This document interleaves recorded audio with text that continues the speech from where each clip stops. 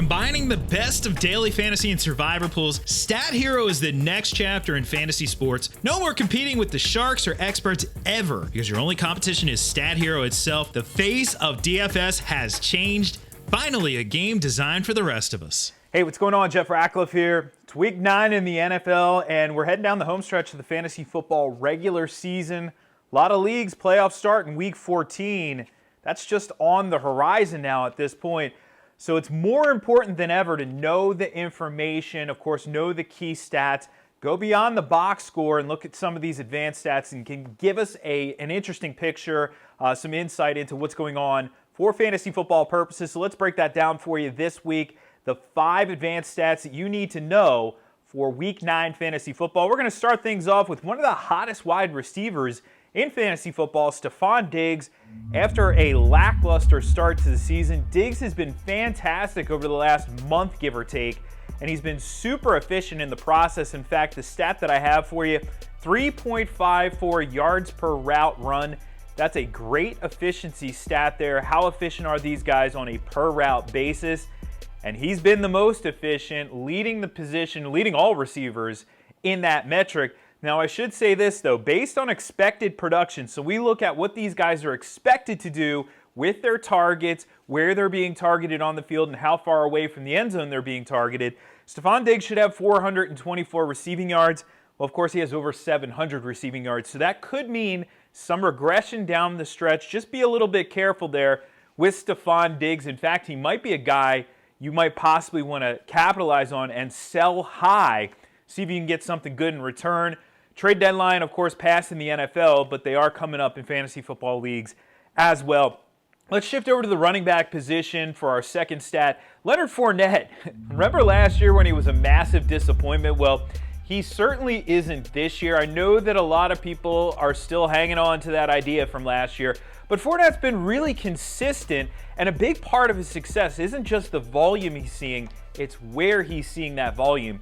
The stat I have for you, 34 red zone carries so far this year. Only Ezekiel Elliott has more work in the red zone as a runner. That is fantastic for Leonard Fournette. His heavy workload is fantastic. I will say this, though. No NFL player is immune to getting injured. So if you're looking for deeper handcuffs, guys, if your waiver wire is picked over and you want somebody to stash on your bench just in case, Raquel Armstead in Jacksonville, if Fournette went down, it would be hard to see anybody other than Armstead getting the touches there for the Jaguars. So something to think about there. But obviously Fournette's production, it isn't sexy, but he's absolutely locked in as an RB1 right now for fantasy purposes. Let's stay with running back. Let's stay in the red zone. And let's talk about goal line carries. The closer you are to the end zone, the more likely you are to score a touchdown. So far this season, Sony Michell, second in the NFL in goal line carries with 12 of them.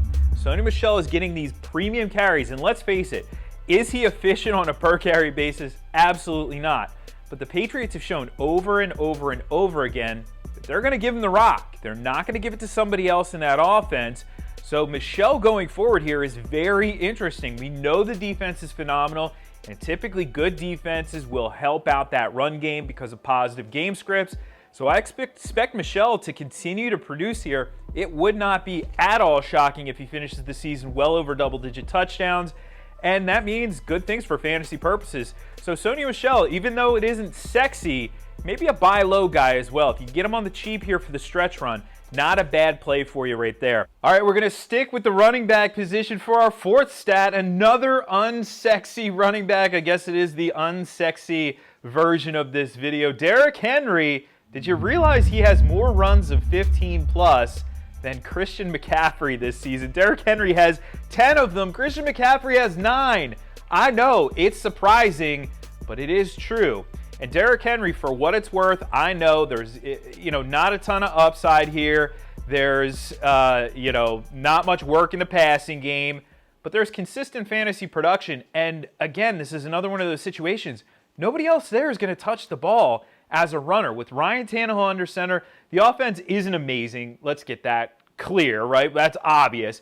But they are at least moving the ball a little bit more than Marcus Mariota. And again, we have another situation where, hey, there's a good defense here, so that is going to help out Derrick Henry. If you have Derrick Henry, you have to be happy about that, and you have to be surprised that he is at least producing in that rate. You think of him as a 4-yard per carry type guy, and that's about it. But he has had some upside this season as a runner. All right, let's wrap things up with the quarterback position. Matthew Stafford. This is a completely different offense, it looks like, than last year, and Stafford is, of course, a part of it. Of course, the play calling, another part of it. Last year, dink and dunk, and we've seen that recently in Stafford's career. A lot of dink and dunk in the offense.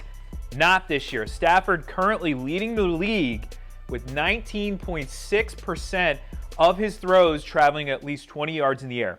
We call those deep ball throws at PFF.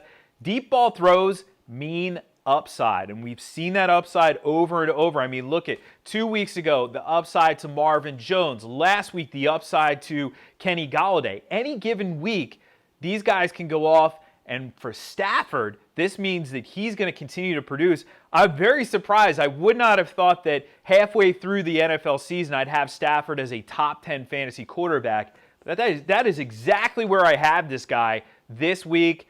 Love the matchup for Matthew Stafford. Love it when people come to PFF.com as well. If you want more of these stats, of course, you can check them out in Premium Stats. If you want fantasy rankings and projections, we have you covered there. DFS information. We have it all. Everything football. That's at PFF.com. Thanks for watching the PFF YouTube channel. And if you want to subscribe, all you have to do is push the button. Don't forget everything you get. A little fantasy, push the button. A little green line for the gambling aspects of the game, push the button. College football, push the button. The YouTube channel from PFF.